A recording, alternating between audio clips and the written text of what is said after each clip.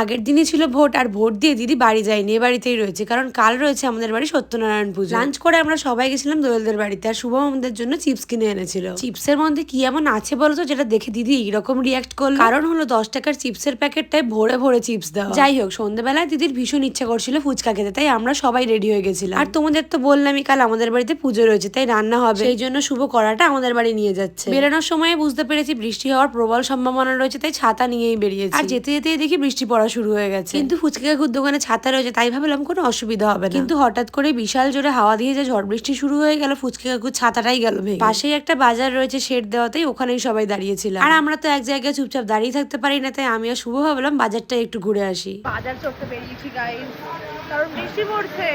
my god,